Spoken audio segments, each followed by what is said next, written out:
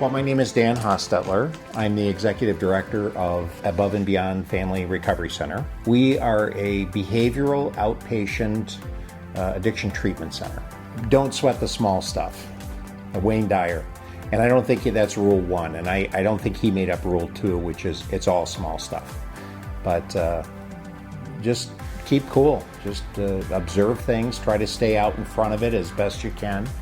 That's the advice that I give. So we're constantly examining how is your time spent. And for example, we have senior counselors that should never be doing an intake. They should be supervising somebody else doing an intake. And yet their instinct is to do the intake. So they have to fight instinct many times so that they can be available for supervision. I mean, it's a lot of rebuilding neural pathways and breaking old habits and establishing new habits. But I would say, I come back to don't sweat the small stuff, Don't focus so much on the micro, come back up to the macro and look at the big picture of what we're doing. And they do it quite well. They just need to be reminded, just like I need to be reminded of it too. They have to remind me.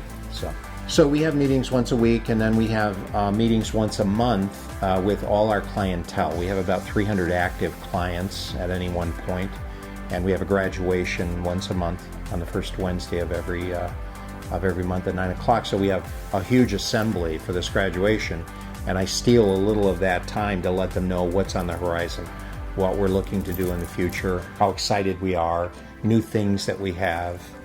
They all love it, they all love it. And I let them know it's not anything definite, but this is how we're thinking, so they can feel like they're a part of the whole thing, like we're sharing special stuff with them, Well, funding is always a challenge. So keeping good staff, finding and keeping good staff, that's always a challenge. We seem to have done that. We have just a fabulous team right now, and everybody's all in. Funding, it seems like the industry is going towards chemical and pharma solutions, and we're behavioral. And we believe that the evidence shows that addiction is 70% choices, behavioral, how you think.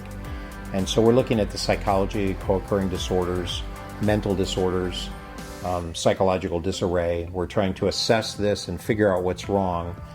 And with everything moving in the direction of pharma and chemical, and less attention being paid to behavioral, I don't know, that kind of drives popularity. It seems like the media pays more attention to it. It's where the money goes, because this is where all the grants are going towards pharma and chemical. It just makes things a little bit more challenging for us.